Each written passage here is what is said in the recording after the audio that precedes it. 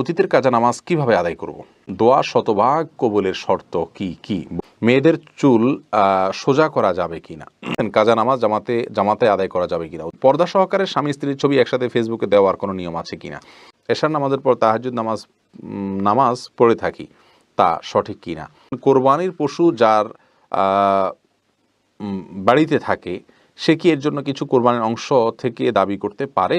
শুক্রবার ছেলেদের জুমার নামাজ শেষ না হলে মেয়েরা জোহরের নামাজ আগে পড়তে পারবে কি না? বিলম্ব না করে চলুন আমরা চলে যাই আমাদের প্রশ্নোত্তরে সরাসরি। মেঘা, আপনি জানতে চেয়েছেন শুক্রবার ছেলেদের জুমার নামাজ শেষ না হলে মেয়েরা জোহরের নামাজ আগে পড়তে পারবে কি না, এবং পড়লেও নামাজ হবে না, এরকম অনেকে বলেন, এমনটি সঠিক কিনা? বনরূপসা, দেখুন, শুক্রবার বা জুমার দিনে মেয়েরা মেয়েরা পুরুষদের সালাতের অপেক্ষা করবেন না, বরং ওয়াক্ত হয়ে গেলে তারা সালাত আদায় করবেন।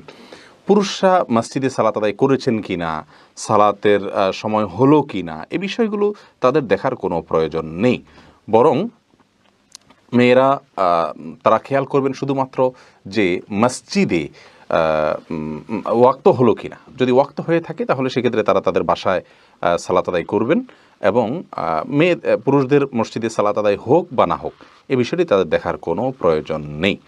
আব্দুল্লাহ নোমান জানতে চেয়েছেন কোরবানির পশু যার বাড়িতে থাকে সে কি এর জন্য কিছু কোরবানির অংশ থেকে দাবি করতে পারে? না, কোরবানির পশু কারোর বাড়িতে থাকলে সেখানে মানে বাড়িতে তিনি রেখেছেন, জায়গা দিয়েছেন, সেই ভাড়া হিসাবে গোশত দাবি করতে পারেন না। যার কোরবানির পশু তিনি তাকে এর জন্য প্রয়োজনে এক্সট্রা টাকা দিবেন, কিন্তু গোশত দিতে পারবেন না, দিলে কোরবানি হবে না। আবু তাহের খান, আপনি আইডি থেকে জানতে চেয়েছেন আমি প্রবাসী, এশার নামাজের পর তাহাজ্জুদ নামাজ পড়ে থাকি, তা সঠিক কি না? এশার নামাজের পর তাহাজ্জুদ পড়া যায়, আমরা অনেকেই যাই না। তাহাজ্জুদের জন্য অনেকে মনে করে যে ভোর রাত জরুরি, ভোর রাতে তাহাজ্জুদ পড়লে বেশি উত্তম, সন্দেহ নাই, কিন্তু এশার সালাতে সালাম ফেরানোর পর থেকে কিন্তু আপনি তাহাজ্জুদের নিয়তে সালাত পড়তে পারেন, 2 রাকাত করে আপনি যত খুশি সালাত পড়লেন, এরপরে বিতির পরে আপনি শুয়ে গেলেন।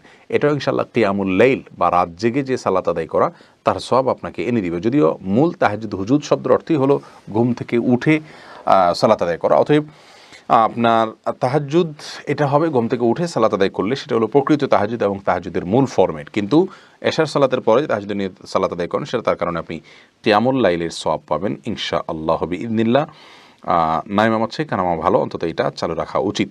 সাইদুল ইমরান, আপনি জানতে চেয়েছেন পর্দা সহকারে স্বামী স্ত্রীর ছবি একসাথে ফেসবুকে দেওয়ার কোনো নিয়ম আছে কিনা? দেখুন, মা-বোনদের ছবি বোরকা যদি আবৃত থাকে এবং সম্পূর্ণ পর্দা বোঝা যায়, শরীরের কোনো অংশ বোঝা না যায়, তাহলে সেক্ষেত্রে এটা ফেসবুকে দিলে গুনাহ হবে না। বাকি এ ধরনের প্রবণতা খুব বেশি ভালো নয়, যে পরিকল্পনা করে স্ত্রীর ছবি দেওয়া, সেখান থেকে যাদের অন্তর্রোগ রয়েছে তারা বাজে চিন্তা করার সুযোগ তারা পাবে। জসিমউদ্দিন জানতে চেয়েছেন কাজা নামাজ জামাতে আদায় করা যাবে কিনা? উত্তর হলো যাবে। যদি জামাতে কাজা হয় তাহলে জামাতে কাজা আদায় করা যাবে। যেমন রাসূল করিম সাল্লাল্লাহু আলাইহি ওয়াসাল্লাম সাহাবীদেরকে নিয়ে কোথাও সফর থেকে আসছিলেন, তিনি ফজরের সময় তাদের কারোর ঘুম ভাঙেনি, তারা সবাই ঘুমিয়ে পড়েছিলেন গভীর ঘুমে, যার কারণে সূর্য ওঠার পরে তারা জামাতবদ্ধভাবে সেই নামাজ কাজা করেছেন। যার কারণে একাধিক ব্যক্তি যদি নামাজ কাজা হয় তাহলে সবাই মিলে জামাত করতে পারবেন। সোহাগ, আপনি আইডি থেকে জানতে চান অতীতের কাজা নামাজ কিভাবে আদায় করব? আপনি চেষ্টা করবেন একক করে পড়ার, এবং যেটা আগের সেটা আগে, পরেরটা পরে, এরকম করার চেষ্টা করবেন। একাধিক ওয়াক্ত গেলে নিয়ত করবেন যে প্রথম যে ওয়াক্ত বাকি আছে প্রত্যেক নামাজে প্রথমটা নিয়ত করবেন, কারণ কথার কথা আপনার 10 ওয়াক্ত জোহর গেছে কাজা, তাহলে আপনি প্রথম জোহর যেটা আমার কাজা রয়েছে এরকম নিয়ত করবেন, এর পরেরটাকেও প্রথম নিয়ত করবেন, কারণ হলো একটা যখন পড়ে ফেললেন তাহলে পরবর্তীটা প্রথম হয়ে গেল, এভাবে প্রত্যেকটাকে আপনি প্রথম নামাজ এই নিয়ত রেখে সালাত আদায় করবেন। এরপরে সুখ পাখি আইডি থেকে আপনি জানতে চেয়েছেন নিজের উপার্জনের কিছু টাকা স্বামীকে না জানিয়ে বাবা মাকে দেওয়া যাবে? অবশ্যই দেওয়া যাবে। মেয়েদের উপার্জনের টাকার সম্পূর্ণ মালিকানা এবং এখতিয়ার তার নিজের।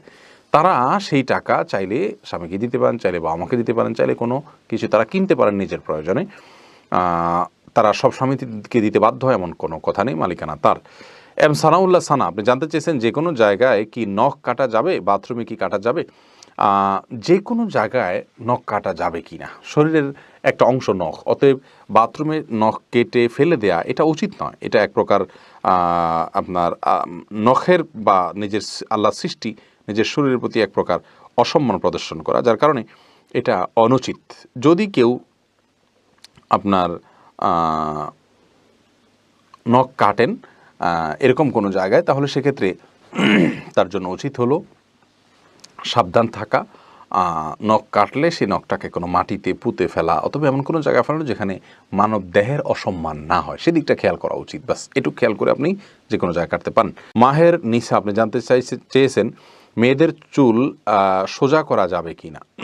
যদি ফাসিক বা পাপিষ্ট কোনো নায়িকা গায়িকা এ ধরনের কোনো বাজে, যাদের মধ্যে আল্লাহর ভয় নেই, তাদের স্টাইল ধারণ করার জন্য করেন, তাহলে সেটা জায়েজ নেই।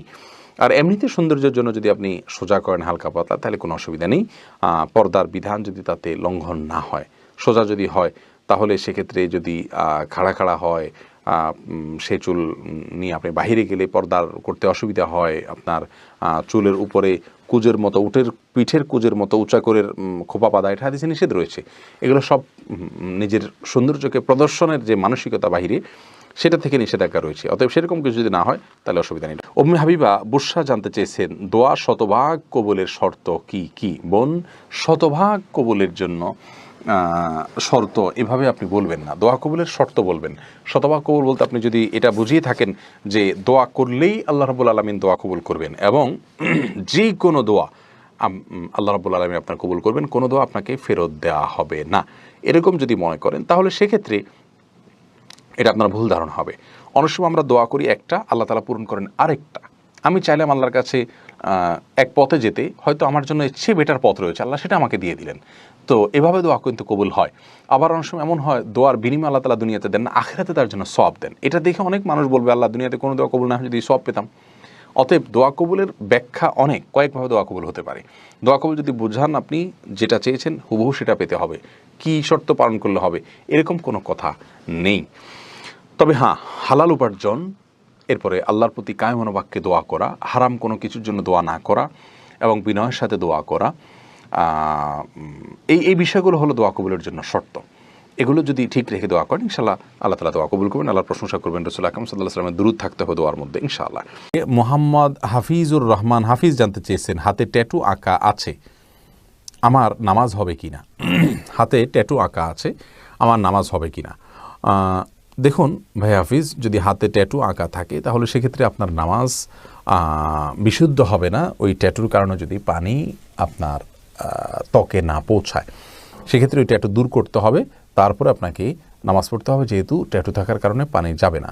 আর যদি এমন হয় যে না ট্যাটু থাকলেও আপনার ত্বকের উপর আলাদা আবরণ হয় না, বরং নামাজ পানি পৌঁছায়, তাহলে তো সেক্ষেত্রে নামাজ হয়ে যাবে, কিন্তু কাজটি অনুচিত এবং গুনাহের কাজ।